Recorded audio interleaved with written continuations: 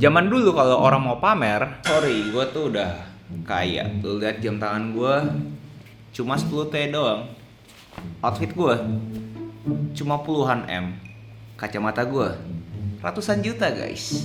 Gue tuh kaya. Lu miskin. Zaman sekarang kalau orang pamer,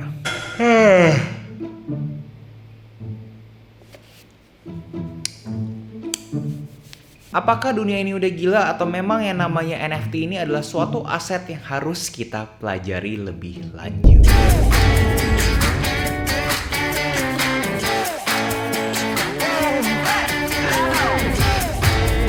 Hai warga kreatif, buat kalian mau kenal, salam kenal dulu. Nama gue Gustavo Halim, di mana channel ini gue selalu ngomongin sudut pandang kreatifnya gue. Mau itu kreatif kripto, mau itu kreatif NFT, mau itu kreatif membaca buku.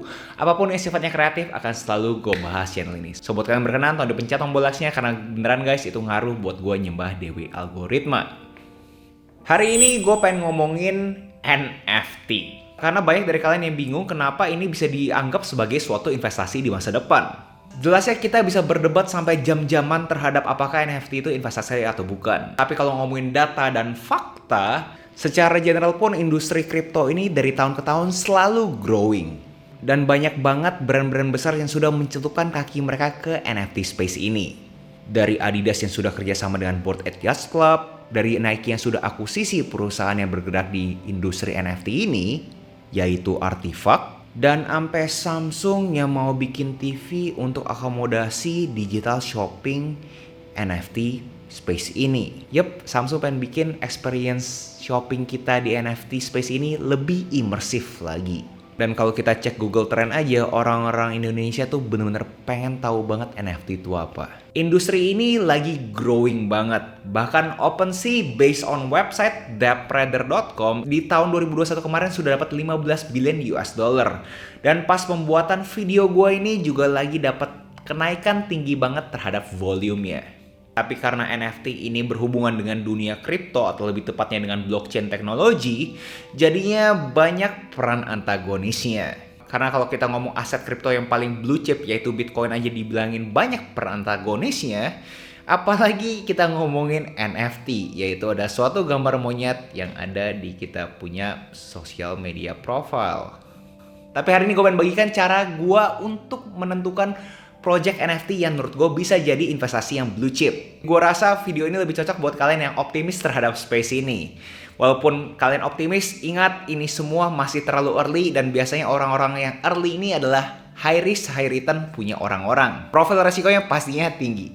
Sebelum gue mulai videonya, gue pengen share ke kalian satu NFT project yang namanya Geisha Tea House. NFT project ini terinspirasikan oleh Geisha. Artwork dari project ini dibuat oleh orang Indonesia. Total koleksinya ada 10.000 dan ini semua dibuild on top of Ethereum blockchain. Roadmapnya itu menurut gue menarik banget, dimana kalian kalau hold NFT Geisha ini kalian bisa mendapatkan akses untuk monthly hangout ke pebisnis-pebisnis handal dan bahkan bisa pitch ide bisnis kalian ke mereka. Kalian bayangin gimana caranya kita bisa punya akses ke pebisnis global yang handal ya dengan mempunyai NFT Geisha Tea House ini. Jadi konsepnya tuh beneran kayak Geisha di Jepang, dimana Geisha itu kan yang menghubungkan atau mengkoneksikan orang-orang untuk membuat suatu partnership. Lalu dengan hold NFT ini kalian juga bisa mendapatkan companion NFT yaitu Maiko. Dan pastinya juga mereka mau lari ke Metaverse dan mereka mempunyai rencana untuk bikin Geisha token. Pre-sale price buat kalian early user di 0,0555 ETH dan buat public adalah 0,0888 ETH. Naiknya menurut gue lumayan berasa, jadi jangan sampai ketinggalan pre-sale-nya, buruan kepoin Discord dan Telegramnya. Dan gue pribadi gue kepoin sendiri Instagramnya, terlihat bahwa Doi barusan taruh dia punya project di Times Square. Berarti mereka beneran project yang serius. So balik ke video ini, belajar investasi NFT dari nol. Disclaimer, gue bukan financial advisor, apapun informasi yang gue bagikan di video ini sifatnya untuk kepentingan entertainment. Jangan kalian kaitkan kalian punya investasi ke videonya gue. Sebelum gue rincikan caranya gue menentukan project NFT yang bagus, gue pengen share dulu beberapa konteks yang menurut gue kita harus sefrekuensi dulu. Pertama adalah tipenya NFT. Ini semua berbasiskan gue punya observasi. Tidak ada public figure atau media yang memberikan gue informasi ini. Menurut gue per hari ini, per gue buat video ini, hanya ada 2 tipe NFT. Dimana tipe pertama adalah yang sifatnya art, dan tipe kedua adalah yang sifatnya untuk utility. Secara makro, yang tipe pertama orang tuh emang pengen support artisnya. Bahwa senimannya siapa dia pengen support. Layaknya orang support pisang di selotip ke tembok dan laku ratusan ribu dolar. Dia pengen memberikan bentuk dukungan dengan support art tersebut. Dan biasanya art ini adalah one of one.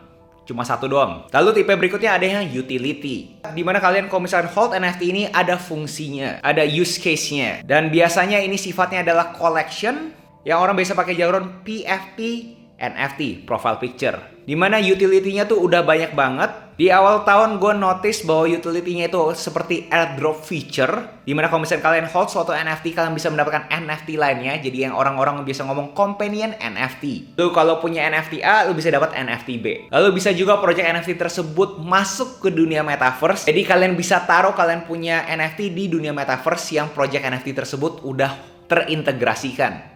Lalu makin lanjut gue notice orang-orang juga bikin fungsi DeFi ada di NFT seperti staking dan bahkan ada tokens.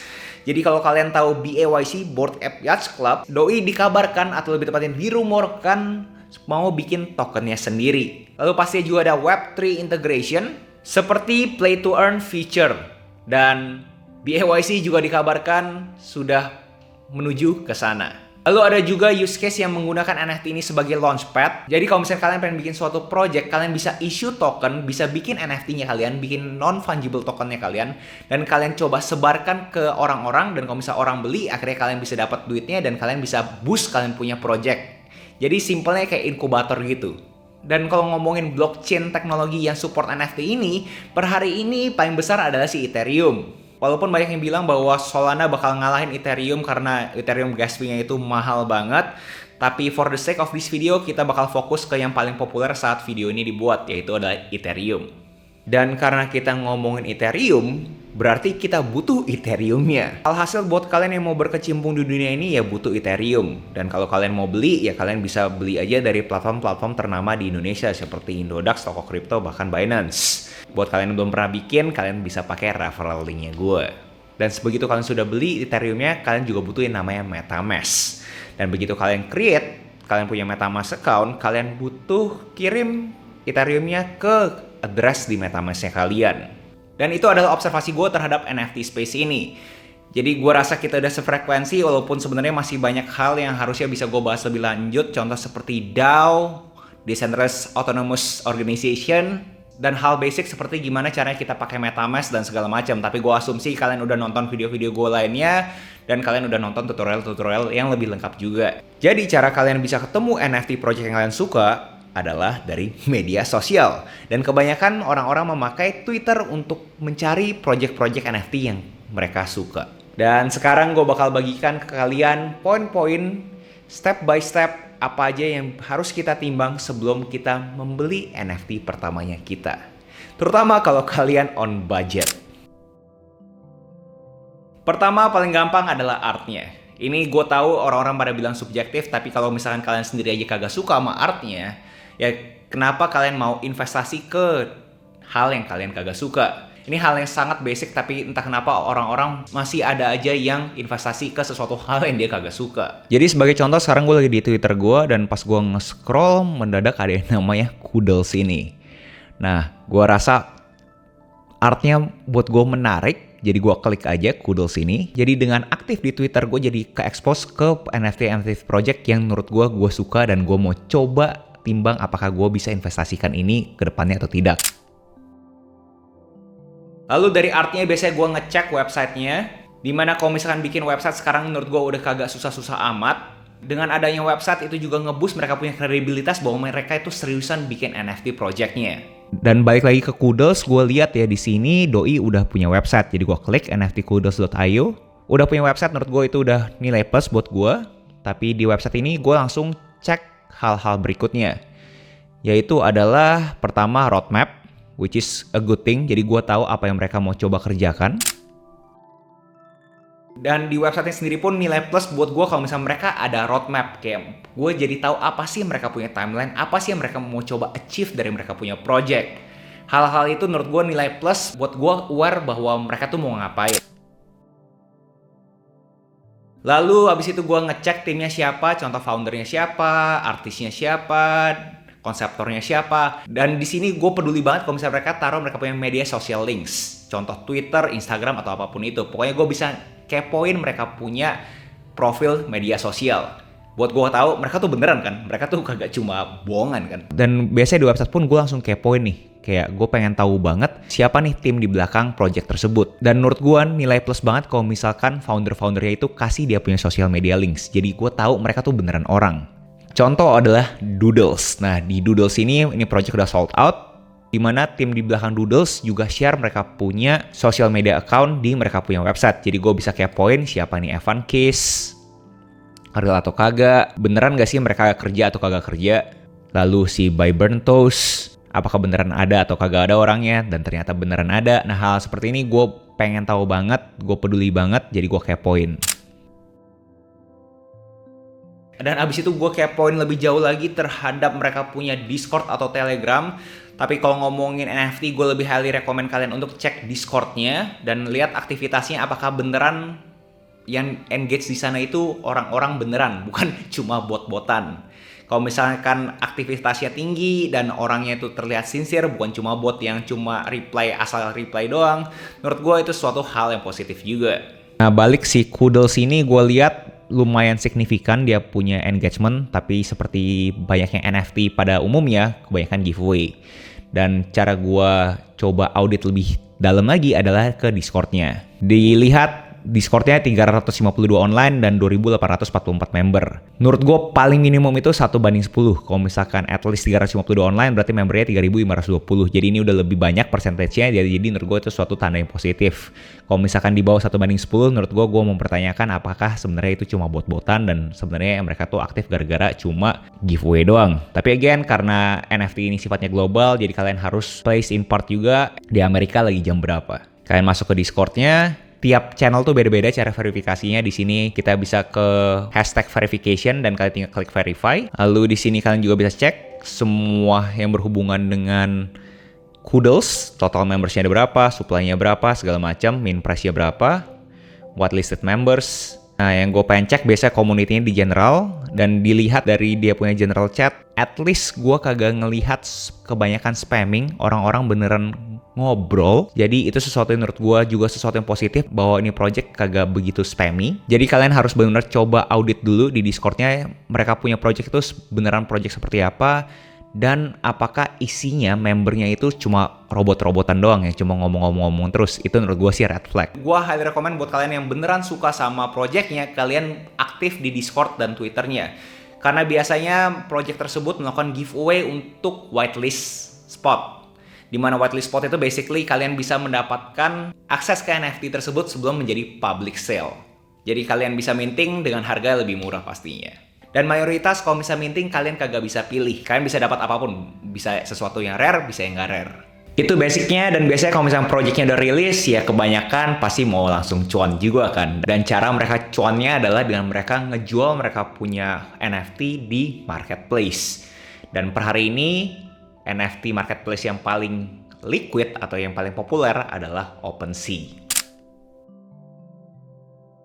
Kalau kalian ke secondary market seperti OpenSea, pertama yang harus kalian cek adalah floor price-nya. Floor price itu adalah harga termurah terhadap project tersebut. Kalian kagak usah bingung, ini basically kayak saham di mana bisa naik dan bisa turun juga. Lalu untuk di OpenSea, pertama kalian harus connect dulu kalian punya MetaMask dan caranya gampang banget.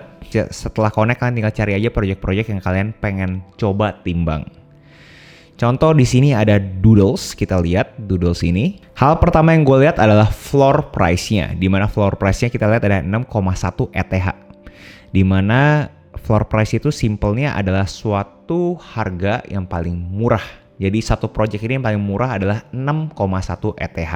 Di sini kalian juga bisa cek supply dan holder distribution-nya. Menurut gue sebisa mungkin hodlernya sebanyak mungkin juga. Karena semakin banyak hodlernya berarti tidak terkonsentrasikan ke satu entity tok. Jadi makin distributed menurut gue makin bagus. Setelah gue lihat floor price-nya, gue biasanya juga lihat itemsnya dan ownernya. Jadi supply-nya tuh ada berapa banyak, which is itemnya. Jadi ada 10.000 item untuk si Doodles dan ada 5,5k, which is 5.500 owners. Jadi kurang lebih owners punya 1-2 item, which is menurut gue itu bagus, berarti semua orang kedistribusikan. Lalu abis itu biasanya gue langsung cek mereka punya harga, sortir ke low to high. Lalu gue coba cek buy now. Lalu langsung gue sortir ke buy now untuk gue cek apa aja yang bisa langsung gue beli. Dan ini terlihat yang bisa gue beli ya paling murah 6,1 ETH. Salah satu strategi yang bisa gue sharing ke kalian adalah kalian mau beli itu biasanya beli yang paling murah. Atau nggak at least mungkin 30 terbawah lah sesuatu grafik yang menurut kalian suka. Kenapa? Karena kalau misalkan kalian beli yang di tengah-tengah, menurut gue itu tanda kutip kagak worth it. Tapi tergantung kalian juga sih. Kalian suka ya silahkan beli, kan duit kalian. Tapi kalau misalkan ditanya ke gue ke project yang tanda kutip udah mahal seperti ini, menurut gue carilah sesuatu yang antara murah atau enggak paling mahal. Lu kagak mau beli yang di tengah-tengah karena mediocre itu kagak bagus kayak YouTube Agus Leo Halim. Kenapa bisa suatu project NFT yang kayak Doodles segini ada yang paling mahal? Kita coba cek ya, harga paling mahalnya berapa ya. Kita ganti price high to low. Buy now-nya kita lihat ini gila banget kan, harganya kagak make sense kan. 7 juta ETH, 69.000, mungkin tuh orang bercanda, gue juga kagak tahu, ada yang 1000 ETH. Tapi kenapa yang bikin ini menjadi harga sampai sebegitu adalah mereka punya rare. Jadi setiap project NFT itu mempunyai karakteristik masing-masing. Dimana kita bisa lihat dari propertiesnya nih, kayak backgroundnya apa, bodinya apa, face-nya apa, hair-nya apa, head-nya apa.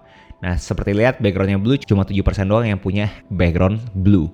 Nah, hal-hal seperti ini berpengaruh untuk bikin project ini mahal.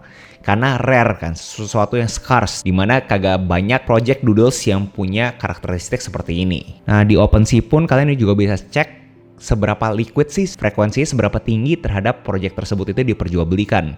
Contoh ini ada Mutant Ape Yacht Club. Kita lihat di items, klik, abis itu ke activity. Nah, kita lihat nih sekarang nih kayak 2 menit terjual, 2 menit terjual, 3 menit terjual, 7 menit. Nah, ini suatu item yang tanda kutip lagi hot nih, lagi liquid nih. Nah, biasanya semua top NFT project yang ada di OpenSea itu tanda kutip liquid semua, di mana orang-orang memperjualbelikan project tersebut. Dan ini yang salah satu OG, original NFT, which is CryptoPunks. Kita lihat volume traded sampai 774,4k Ethereum, guys. Volume traded itu luar biasa banget. Dan kita kalau lihat activity-nya udah kagak wajar semua gitu. Harganya udah gila banget, 90 ETH, 76 ETH, 70 ETH. Ya ini yang tanda kutip yang orang-orang bisa bilang blue chip karena sudah sizable untuk orang-orang perjualbelikan. Pasti ada pembelinya. Jadi itu simpelnya gimana caranya kalian bisa ngebaca data-data yang disajikan di OpenSea. Dari situ kita kan bisa dapat nih data-datanya. Lalu kita harus implementasikan strategi juga nih. Gimana caranya kita memastikan kita bisa mendapat NFT yang bisa to the moon. Buat kalian yang pengen coba-coba dulu aja, gue sangat rekomendasikan blue chip NFT yang pastinya ada CryptoPunks dan Bored Ape Yacht Club. Tapi seperti kita lihat harganya mahal banget kan. By the way, tadi itu gue kagak sarkas, beneran kalau buat kalian yang kagak mau kehilangan duitnya ya, cari project-project yang tanda kutip udah blue chip. Tapi kalau yang udah blue chip ya jelas ya pastinya mahal. Seperti Bored Ape Yacht Club dan CryptoPunks. For the sake of this video, kita coba cari project yang kagak begitu terkenal banget. Di sini kita explore, kita asumsi coba ini nih, Expansion Punks. Kita lihat floor price-nya 0,049, masih reasonable. Volume traded 129, 1,8k owners ke 10k items. Jadi kurang lebih satu owners itu bisa punya 4-5. Kita lihat activity-nya, terlihat juga signifikan nih terjadi perjualbeliannya. Jadi ini sesuatu banget buat kalian yang pengen coba perjualbelikan. Nah, jadi kalau misalnya gue suka sama project ini, gue bakal klik ke items, gue klik buy now, price low to high, dan gue cek mana yang gue pengen ambil. Seperti yang tadi gue bilang, gue antara beli yang paling murah atau kagak beli yang paling mahal. Dan mungkin kalian bertanya gimana caranya memastikan gue punya NFT itu rare atau kagak rare. Ada banyak banget tools untuk kalian cek sendiri, tapi yang paling populer per hari ini adalah rarity.tools.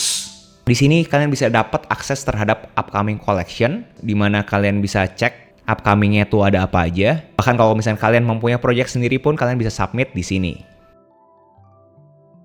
Nah, ini kalian bisa browsing aja apa yang kalian suka. Tapi seperti gue bilang, crypto itu sangat volatile, berarti NFT ini juga sangat volatile. Gue kagak tahu berapa banyak dari project-project yang ada di Rarity Tools ini adalah project yang legit. Jadi kalian harus do your own research. Dan terlihat si Geisha Tea House yang gue bahas di awal video juga ada di sini. Contoh kalau misalnya kalian mau cek Bored Ape Yacht Club itu yang paling rare itu yang mana? Kalian bisa pakai Rarity.tools ini.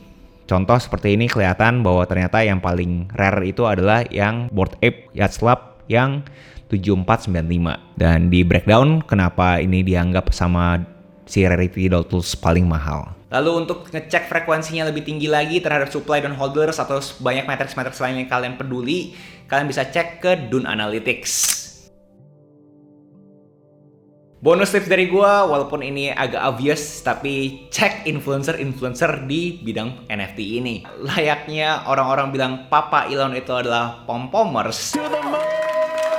NFT ini juga ada pom-pomers. Jadi kalau kalian kagak tahu ada sekian banyak influencer atau public figure yang udah masuk ke dunia NFT ini, dan gue highly rekomend kalian untuk follow mereka ya, karena apapun yang mereka ngomong biasanya project itu naik.